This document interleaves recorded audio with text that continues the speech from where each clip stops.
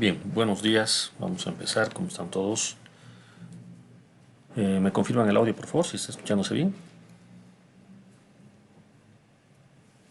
Buen día, Inge, ¿se escucha bien? Eso es. Gracias, Saúl. Bueno, el día de ayer hemos hecho la primera evaluación escrita. Si es que hay alguna consulta al respecto, por favor, en estos primeros minutos. Las notas van a estar disponibles en el transcurso de esta semana. ¿No? Me refiero a una semana posterior a la prueba. ¿Ya? Eh, si hay alguna consulta, por favor, al respecto.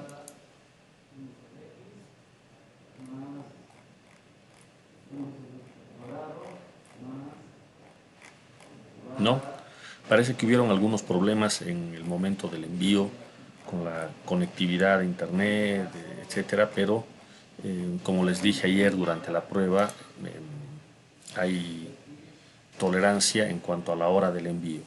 ¿Ya? Algunos a las 11:30 seguían el curso, yo mismo seguía en el aula y no habían entregado todos sus respaldos. ¿No? Entonces va a haber tolerancia. Lo que sí no se puede aceptar es que ingresen los exámenes varias horas después que ha ocurrido. Algunos jóvenes han enviado sus respaldos en horas de la tarde, incluso en horas de la noche. Obviamente eso ya no tiene ninguna validez. ¿Ya? Pero minutos después de la hora, 10, 15 minutos después, es perfectamente entendible por la situación en la que estábamos, de conexión principalmente. ¿Ya? Bueno, si no hay consultas referidas al examen, vamos a pasar a lo que es el avance del capítulo 9. ¿Ya? Empezamos con lo que es la mecánica de los fluidos. Este es un tema muy interesante que no guarda ninguna relación con los temas anteriores y que está enfocado hacia otra dirección. Dentro de la formación del ingeniero civil, la mecánica de fluidos está relacionada con la hidráulica y con la ingeniería sanitaria. ¿De acuerdo? Son dos ramas muy grandes dentro de la ingeniería civil. Ustedes podrán ver materias de hidráulica y de sanitaria, dos hidráulicas van a ser, dos sanitarias y materias complementarias e incluso quienes gusten podrán ingresar a la mención de hidráulica o a la mención de sanitaria, ¿no? Y resulta de que todas estas tienen su punto de partida en este tema de la física básica, la mecánica de los fluidos, ¿de acuerdo? Entonces yo voy a hacer la introducción el día de hoy y ya iremos viendo las primeras ecuaciones importantes, ¿ya? Entonces estamos viendo en la pantalla, primero que nada, la definición de fluido. Cuando hablamos de fluido nos estamos refiriendo a gases o a líquidos. No necesariamente un fluido es un líquido, también puede ser un gas. Y de entre los líquidos, claro, el rango pues, de posibilidades es muy amplio. Pero dentro del campo de nuestra ingeniería, el líquido, el fluido más importante es sin duda el agua. ¿De acuerdo? Básicamente es el agua lo que se estudia. Acá tenemos imágenes extraídas de nuestro medio local. Ustedes seguramente reconocen las fotografías, los lugares, ¿no? Corresponden a nuestro entorno, a nuestra ciudad. Entonces vemos distintas aplicaciones. En ingeniería, por ejemplo, en la hidráulica, presas, ríos, embalses, canales, todo esto se puede diseñar, dimensionar, construir a partir de la mecánica de los fluidos. Por ejemplo, una presa tendrá que ser dimensionada para resistir el empuje lateral del agua, o un embalse o un canal tendrá que ser construido conociendo, por ejemplo, la velocidad del flujo, el tirante del flujo, etcétera. Entonces, se requiere conocer previamente algunos parámetros, algunas propiedades del fluido, ya sea en reposo o en movimiento, para poder hacer luego el diseño de las obras civiles.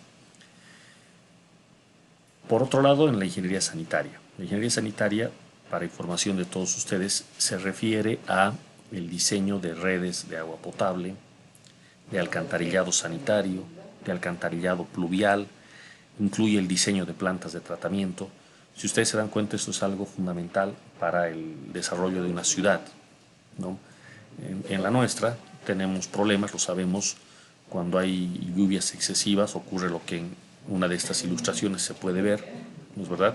Y esto es consecuencia de una red de agua de alcantarillado pluvial inadecuada, una red que colapsa. Los motivos son muchos, ¿sí?, por los cuales esto ocurre, pero en todo caso, desde el punto de vista de la ingeniería sanitaria, de lo que se trata es de que se diseñe la red para que estos problemas no se den. ¿De acuerdo?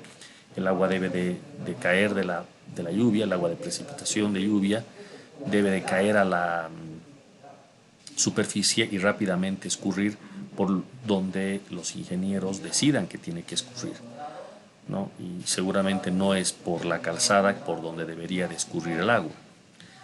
Pero bueno, esto ya podrán ver ustedes más adelante en otras materias cómo debería diseñarse y cuáles son las razones de por qué generalmente no sale así como debería de planificarse el resultado final, al menos en nuestro medio local. De todas maneras, si nosotros nos enfocamos solamente en la física, miren ustedes, el agua que va a escurrir por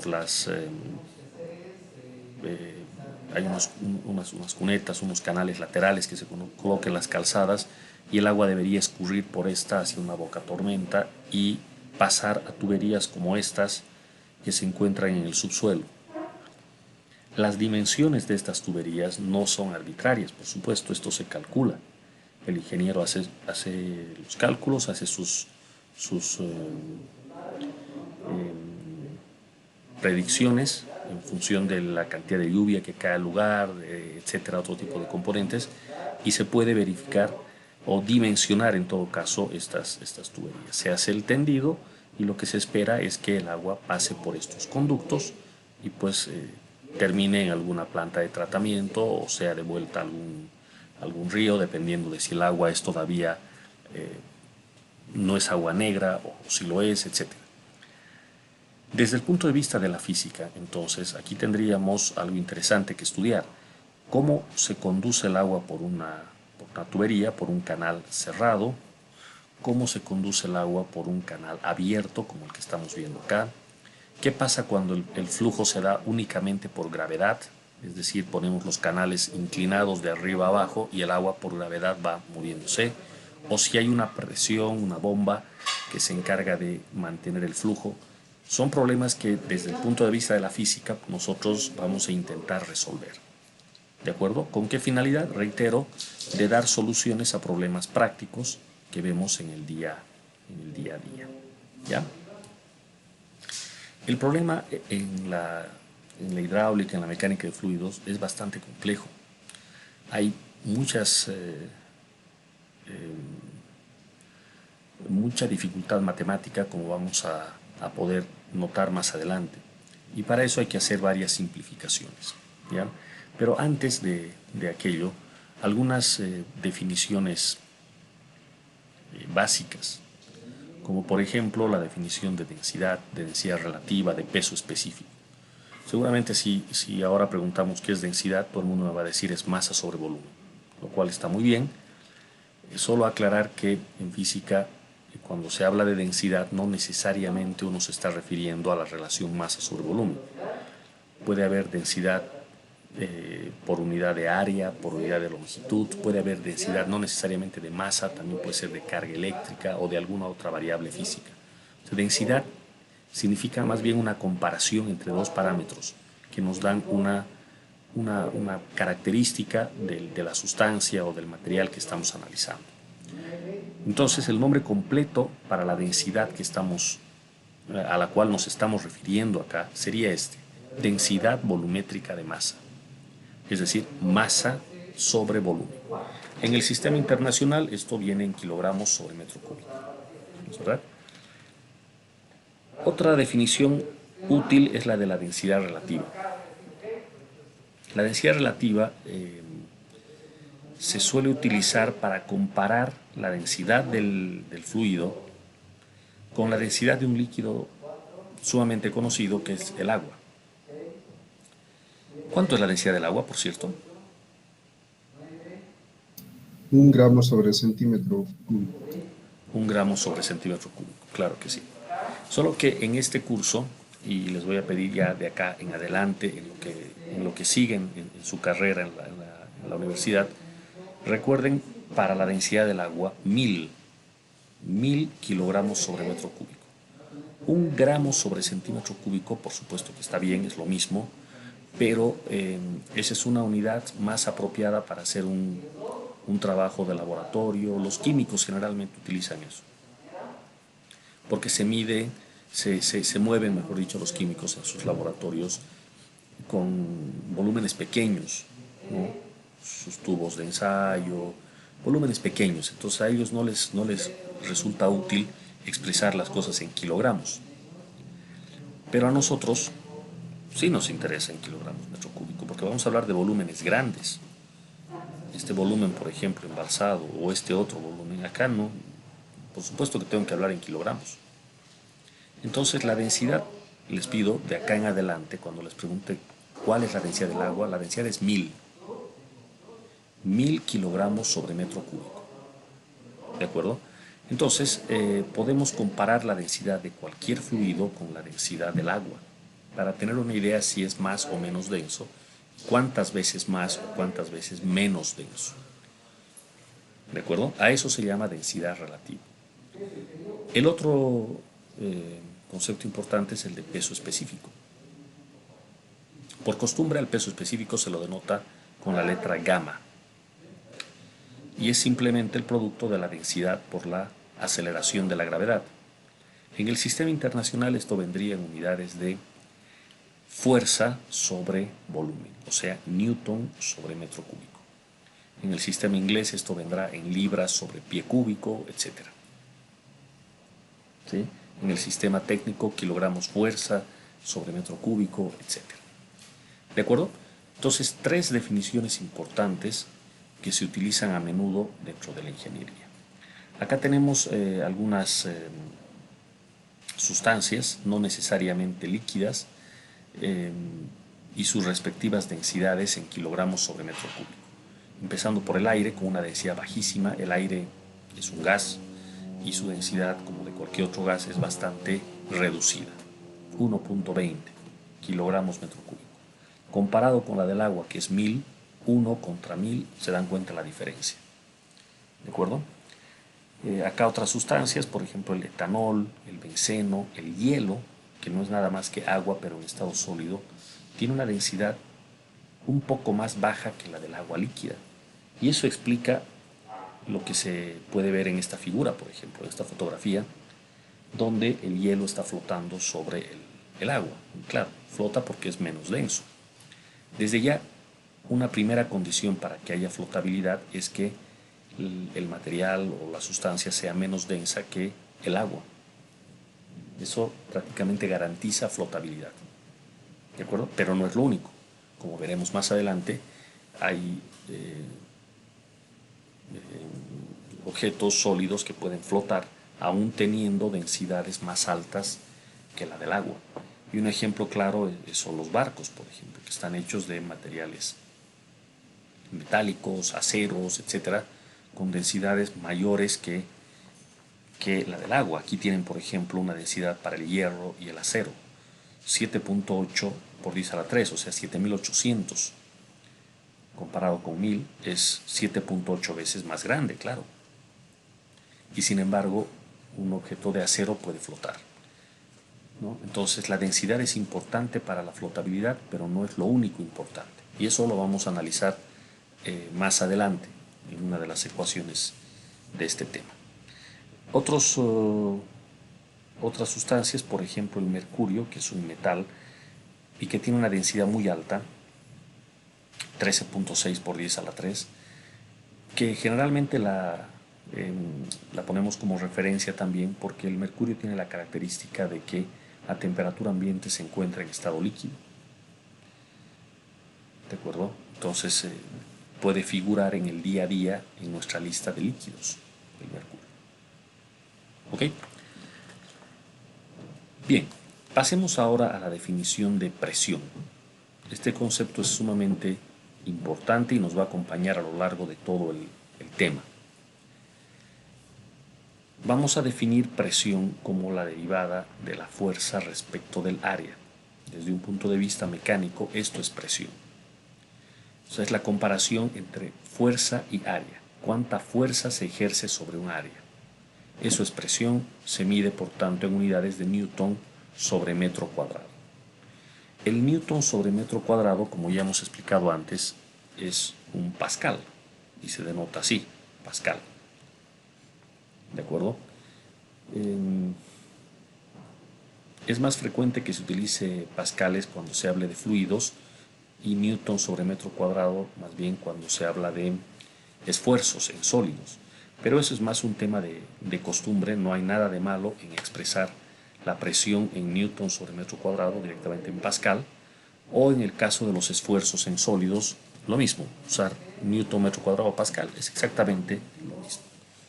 Pero acá aparecen unas otras unidades como el bar. El bar se define como 10 a la 5 pascales.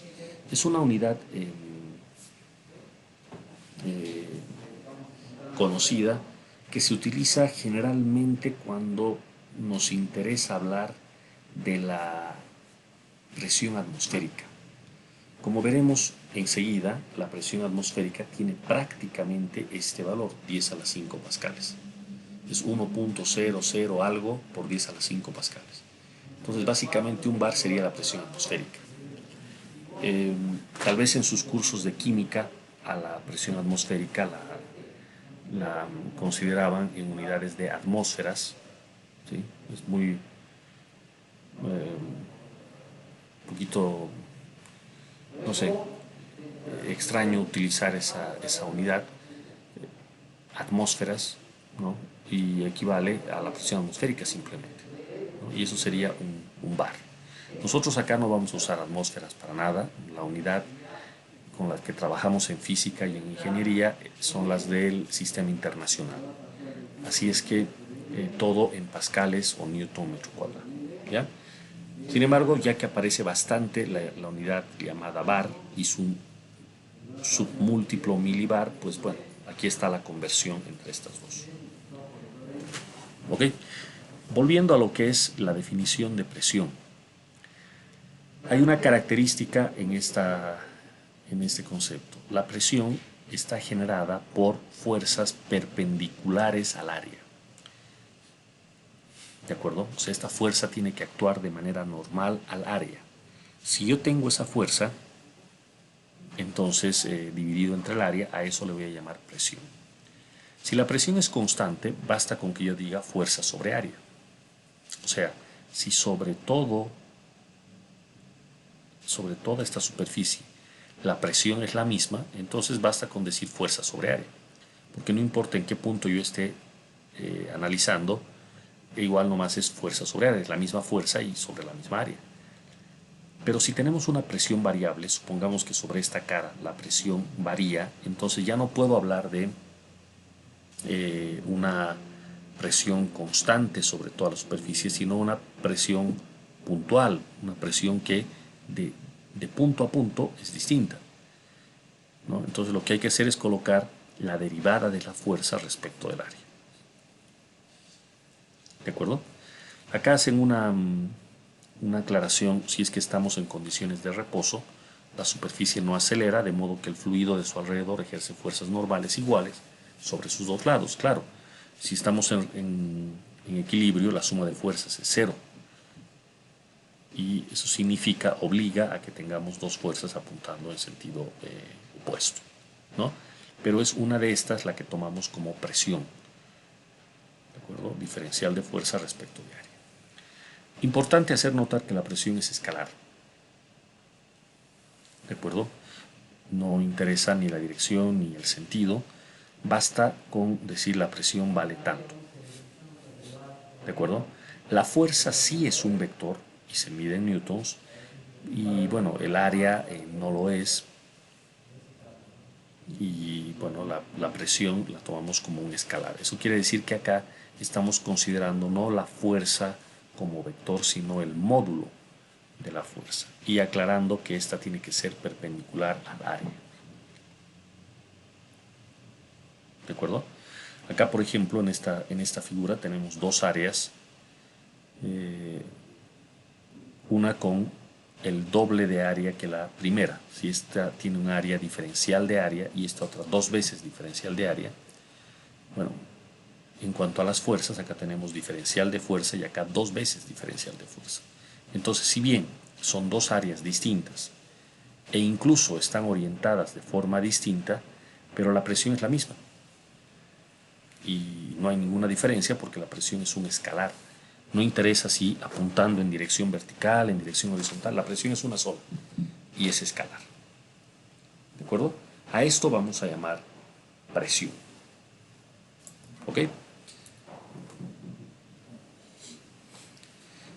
Muy bien, con esta definición de presión podemos ir a deducir la ecuación fundamental de los fluidos en reposo. A los fluidos en reposo los estudiamos en la rama de la física llamada hidrostática. El nombre es bastante lógico. Hidrostática significa fluidos en reposo.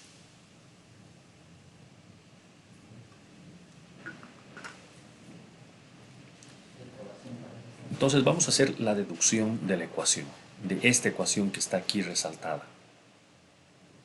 La deducción es muy sencilla, ya que estamos en condiciones estáticas, pues la suma de fuerzas tiene que valer cero, no hay aceleración. Tenemos acá un recipiente con un cierto fluido, ¿sí?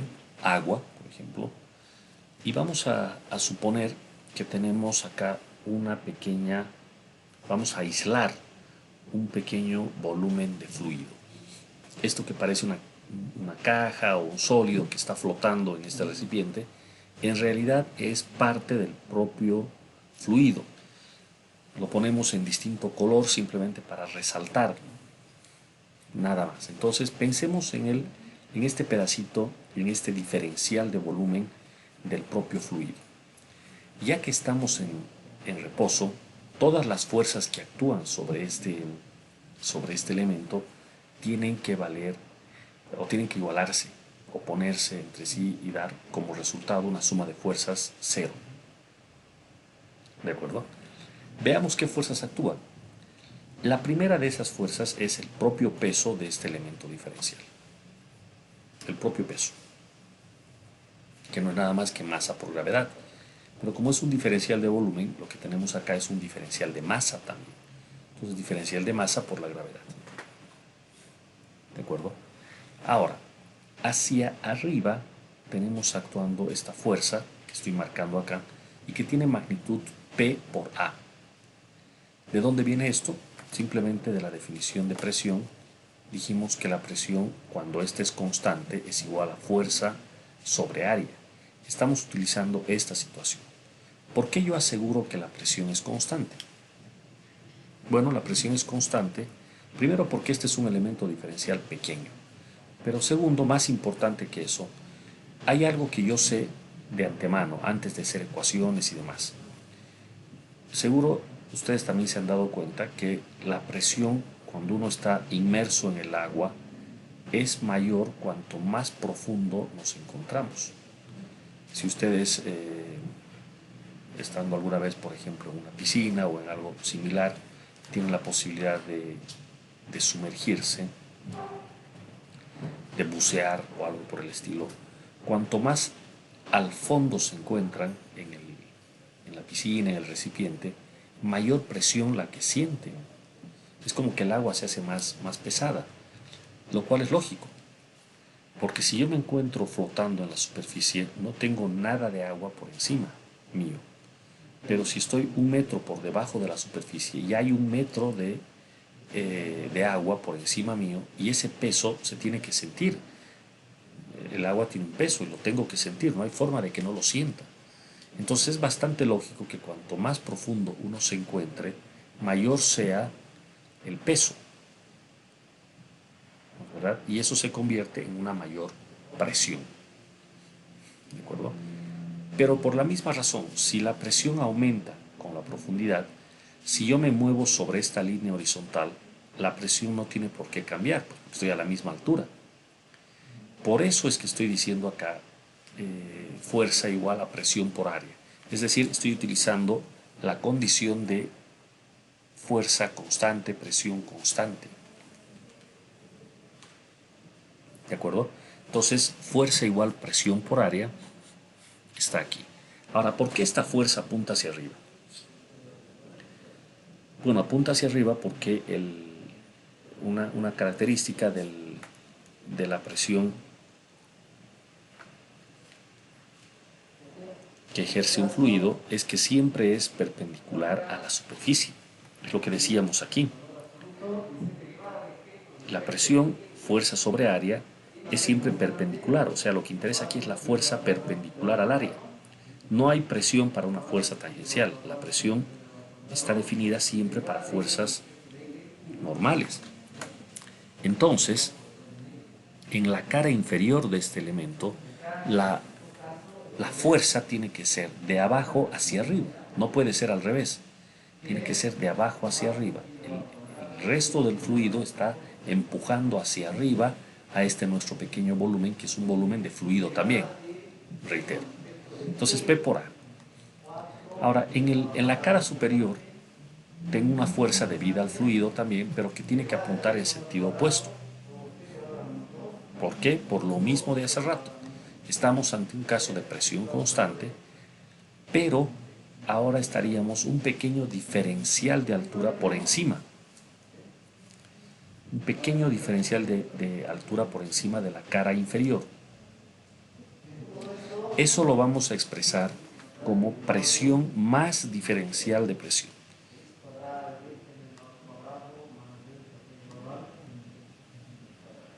Entonces, en lugar de presión por área, ponemos presión más diferencial de presión por área. Vamos a requerir este sistema de referencia con el 0 en la base del recipiente, el eje Y apuntando hacia arriba, positivo, y el alto de este elemento diferencial lo vamos a tomar como diferencial de Y. Entonces planteamos las ecuaciones del equilibrio estático, suma de fuerzas igual a 0, tenemos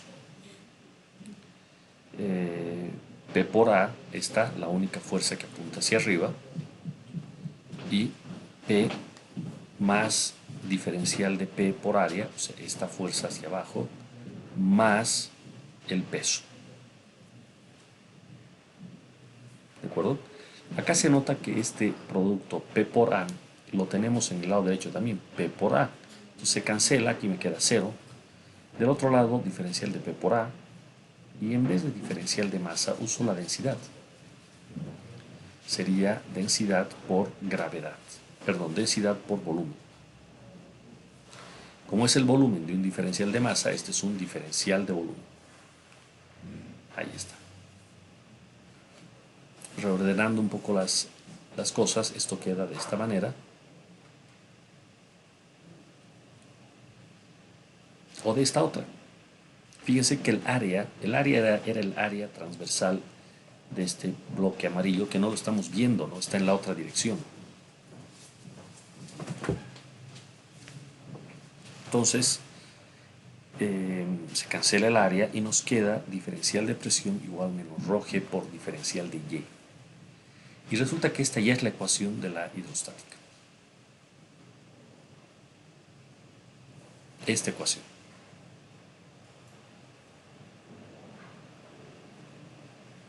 ¿De acuerdo? Relaciona la presión con un cambio en la altura diferencial de Y.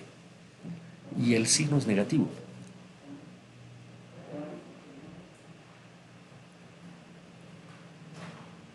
Depende de la densidad, depende de la gravedad. Y vemos aquí el cambio en presión como función del cambio en la altura diferencial de Y. ¿Cómo podríamos interpretar esta ecuación? dy positivo, ¿qué significa? Como mi sistema de referencia va de abajo hacia arriba, dy positivo significa que me estoy moviendo de abajo hacia arriba. Es como si yo estuviese sumergido por acá en la piscina y luego me muevo hacia arriba. Estoy moviendo de abajo hacia arriba. acuerdo? Si el movimiento, el cambio se da de abajo hacia arriba, dy es positivo. Pero ¿qué le pasa a dp? Pues dp se hace negativo. ¿Qué significa esto? El cambio en la presión es negativo. ¿Tiene lógica esto? Claro que sí. Si yo me muevo de abajo hacia arriba, la presión disminuye. Ahí está el signo.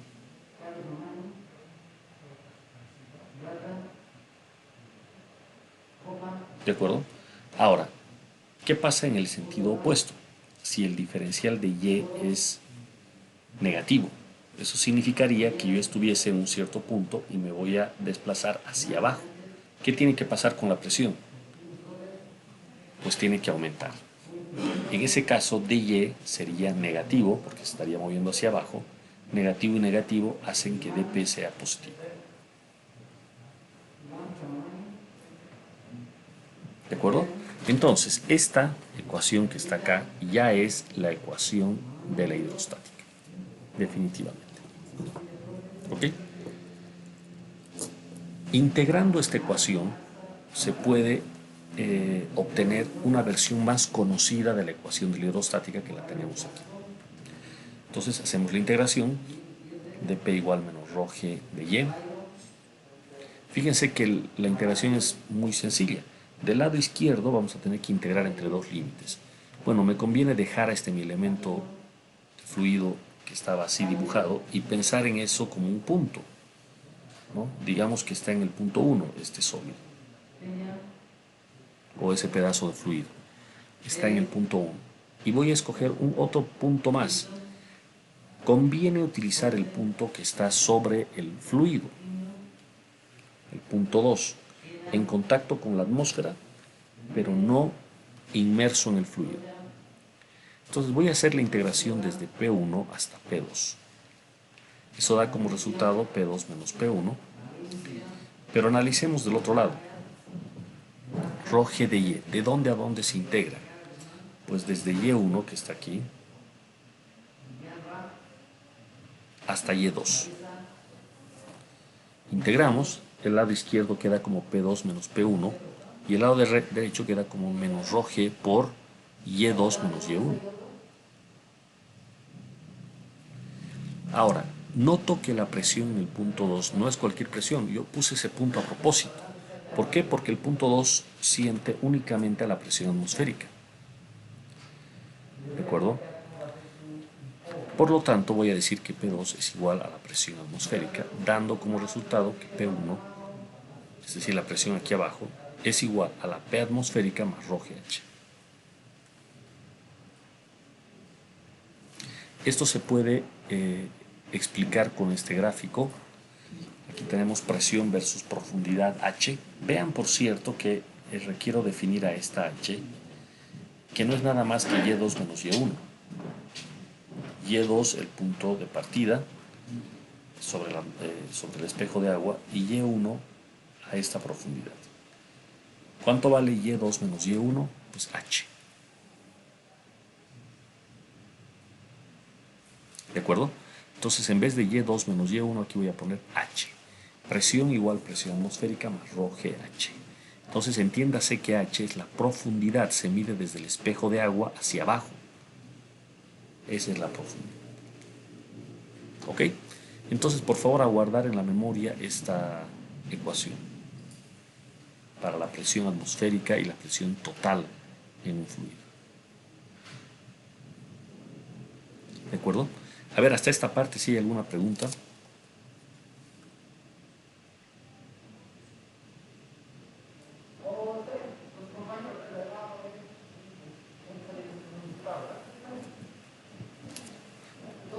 Perfecto, aquí tenemos una gráfica. La presión atmosférica comienza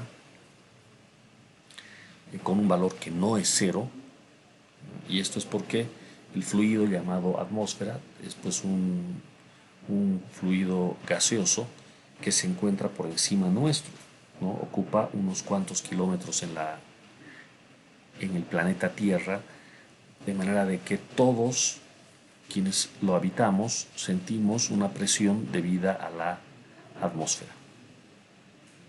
¿sí? A eso se llama presión atmosférica. Desde esta presión aumenta de forma lineal. Aquí lo estamos viendo. La presión. ¿De acuerdo? Notemos que esta distribución puede ser una distribución triangular o una distribución trapezoidal. En este caso, ya que estoy considerando a la atmósfera, tengo una distribución trapezoidal, donde en el punto más alto la presión es P atmosférica y en el más bajo es P atmosférica más ρ GH. ¿Ok? Bueno, con esto vamos a pasar al estudio de la presión atmosférica. Pero acá yo quisiera que primero ustedes vean esta lámina y luego me hagan algún comentario al respecto. Porque yo sé que la presión atmosférica es algo que ustedes han visto antes, no es un concepto nuevo. ¿De acuerdo? Entonces, antes de regresar a la ecuación de la hidrostática, nos detenemos a analizar un poco sobre lo que es presión atmosférica. A ver, vamos mirando esas láminas y me van a comentar ustedes qué cosas se acuerdan o qué entienden de lo que se está viendo aquí en la figura. ¿De acuerdo? A ver, un par de minutos para leer y para hacer una interpretación de lo que están viendo en esta lámina. ¿Ok? Detengo por un momento la grabación hasta que ustedes puedan hacer esa lectura. Bien, han tenido un tiempo para revisar esta lámina y recordar un poquito lo que era presión atmosférica. Hace un momento yo hacía una interpretación, que es lo que entendemos por presión atmosférica o por qué es que sentimos esta presión atmosférica. Y claro, lo primero que hay que recordar es esto: todos estamos inmersos en un fluido, el fluido de la atmósfera. ¿De acuerdo? El planeta Tierra está rodeado por un espesor de un fluido conocido como atmósfera, que tiene unos componentes gaseosos varios, incluido el vapor de agua, pero que en suma conocemos simplemente como la atmósfera. Como cualquier fluido, por mucho que sea un gas, este tiene un peso y por lo tanto hay una presión debida a este. Cuanto más inmersos estemos, más profundo nos encontremos en este fluido, pues la presión va a ser mayor. Eso explica el por qué a mayor altura, menor presión atmosférica. Claro, es lógico, porque cuanto más alto nos encontramos, pues es menor la cantidad de fluido de la atmósfera que se encuentra por encima nuestro. Como la mayoría de la gente en el mundo vive al nivel del mar o próximo al nivel del mar, se ha escogido como referencia el nivel del mar para la presión atmosférica. Esto es lo que en sus cursos de química denotaban como una atmósfera, que reitero, acá en un curso de ingeniería es más apropiado expresar todo en unidades del sistema internacional. La presión al nivel del mar es 1.01 por 10 a la 5 pascales, o en milibares 1013 milibares. Esto es al nivel del mar. Pero si nosotros nos encontramos a una altura mayor, por ejemplo en esta figura muestran una altura de 1500 metros. Bueno, la presión atmosférica desciende a un 83% de la presión al nivel del mar, o sea, 0.83 atmósferas. Es decir, 0.83 por 1.01 por 10 a la 5 pascales. ¿De acuerdo? Nosotros en Cochabamba vivimos a una altura que es aún mayor, 2.500 metros sobre el nivel del mar. Es una altura considerable. A esta altura, la presión atmosférica desciende aproximadamente al 75% de la presión al nivel del mar. ¿De acuerdo? Dando un valor en pascales de, 0.75 por 10 a la 5 pascales o 750 milibares. Eso es lo que aproximadamente se ve. Sabemos que en nuestro país hay ciudades que están incluso a mayor altura. Por ejemplo, La Paz, que se encuentra a 3.600 metros sobre el nivel del mar. la presión reduce aún más. Y así, en proporción a la altura. La curva que vemos acá es típica de la variación de la presión con la altura. ¿De acuerdo? Cuando nos encontramos a una altura de prácticamente cero sobre el nivel del mar, la presión alcanza su máximo valor. Pero en la medida que la altura aumenta, la presión se hace cada vez más y más chica, como se puede ver acá. ¿De acuerdo? Bueno, ¿qué efecto tiene la presión atmosférica en nuestra vida diaria? Ya que ya hemos entendido que la presión varía con la altura, lo cual es exactamente lo mismo que estábamos analizando aquí en la ecuación de la hidrostática. ¿Qué efecto tiene en la vida diaria esta presión atmosférica? Aquí coloco unas fotografías para mostrar el asunto. ¿Alguien se anima a dar alguna interpretación sobre alguna de estas?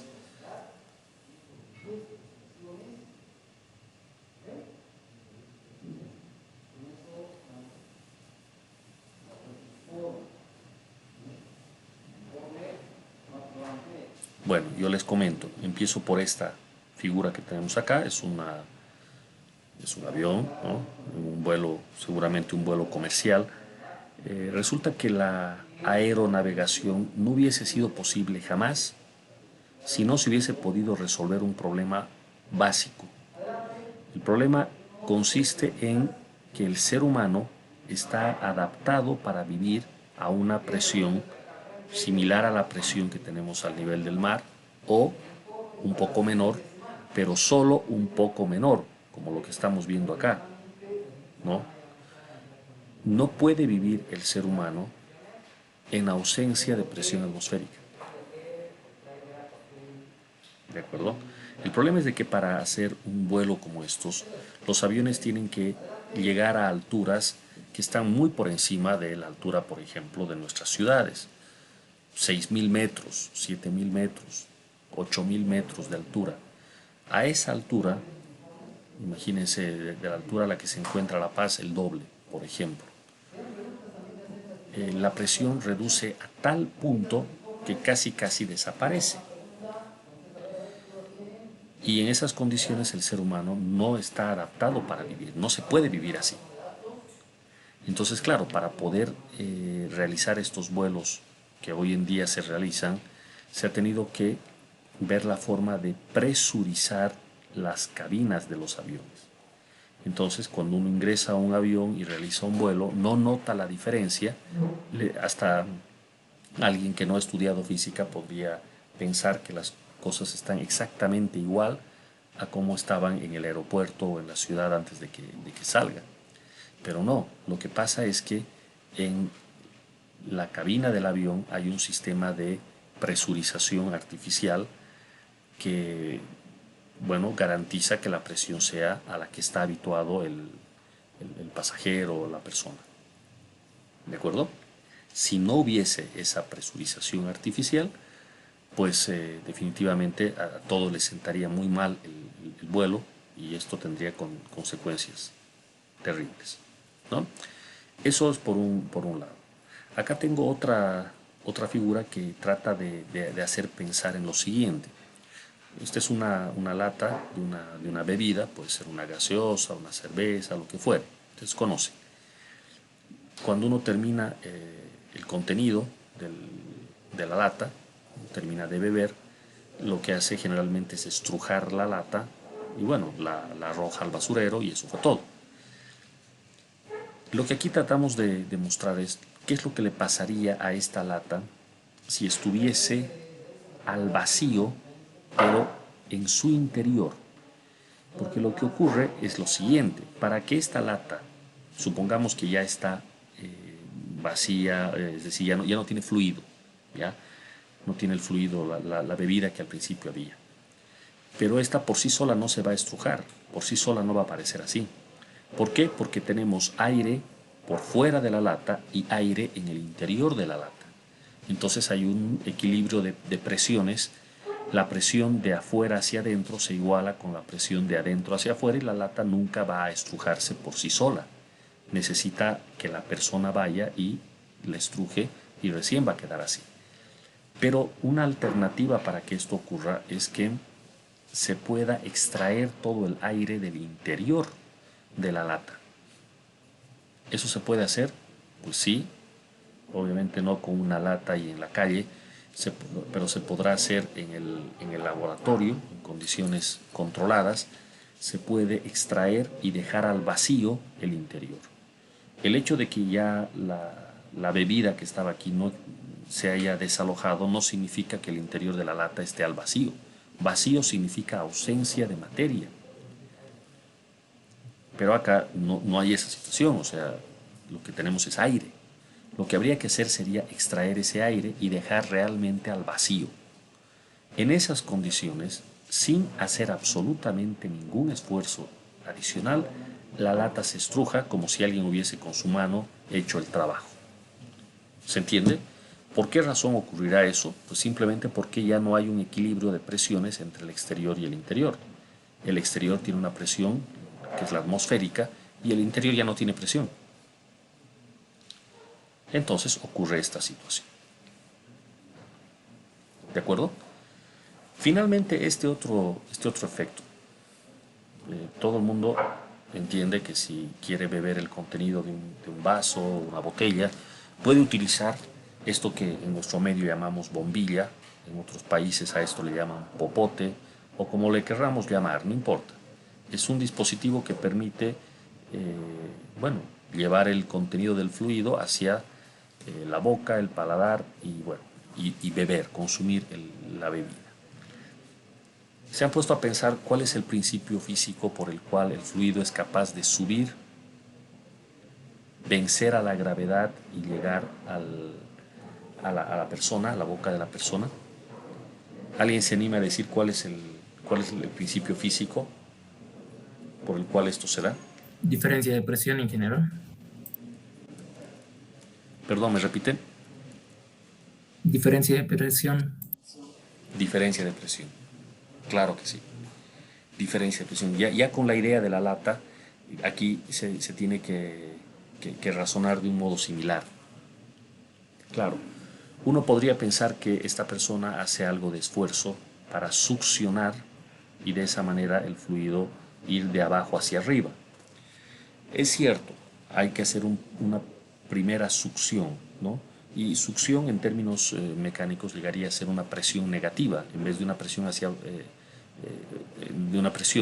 una presión en sentido contrario, ¿no es verdad? Una succión, una diferencia de presión.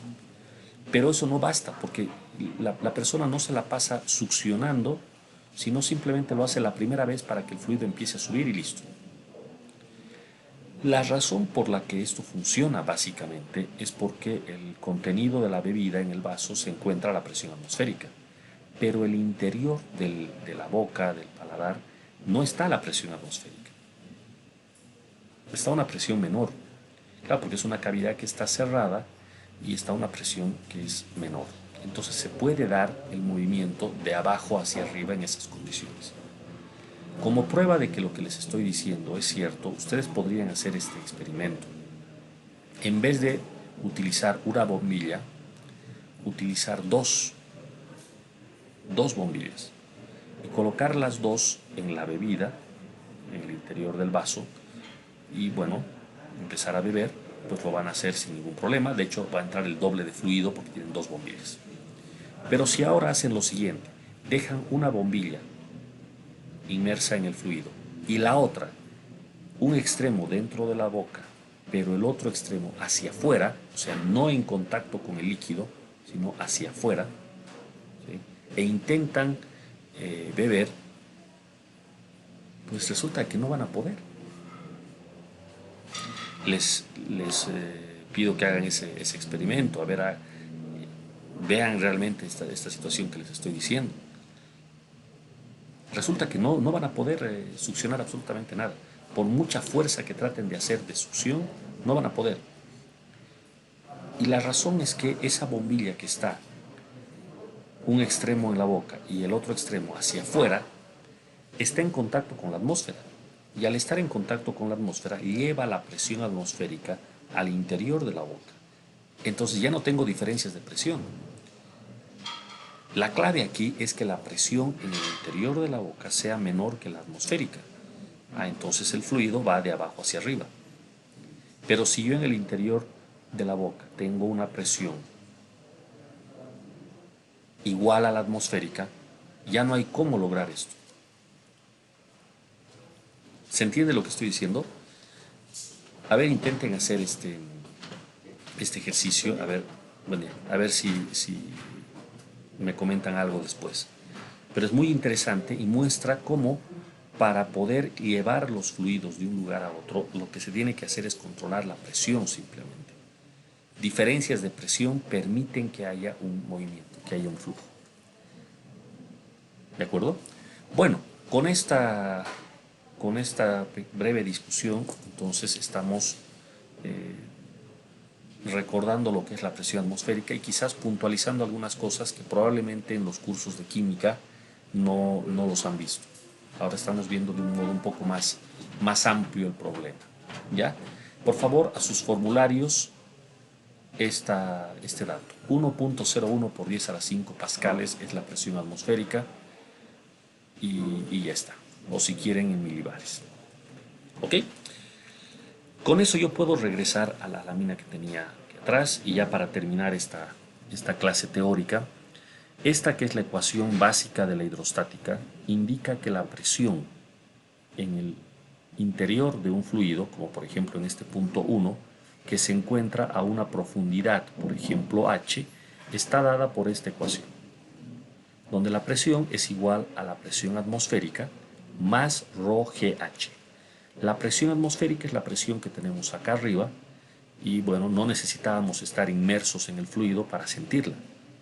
Todos sentimos la misma presión atmosférica. Pero si estamos a una profundidad h por debajo de la superficie de un fluido, ahora sentimos la presión debida a esta altura h de fluido. Y esa presión es ρgh, donde ρ es la densidad del fluido, g la aceleración de la gravedad y h la profundidad. ¿De acuerdo?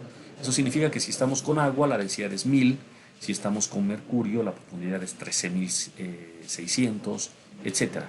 Cuanto más denso es el fluido, mayor la presión.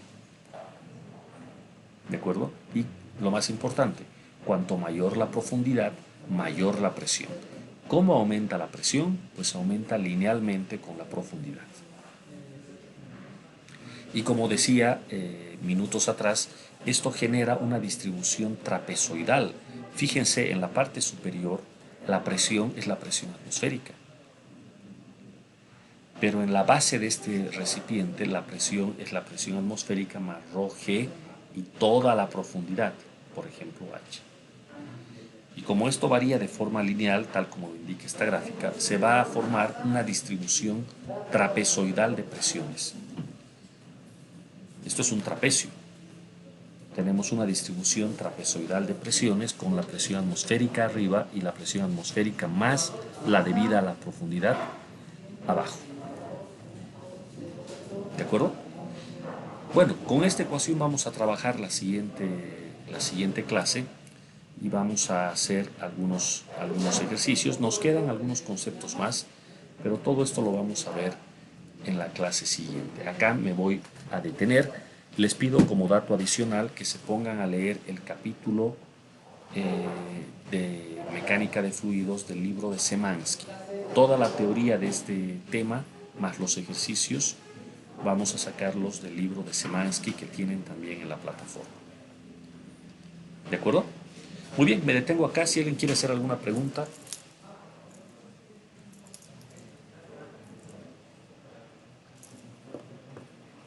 No hay preguntas. Listo, jóvenes, eso es todo por hoy. Buen día y hasta la siguiente clase. Hasta luego. Hasta luego. Hasta luego, ingeniero.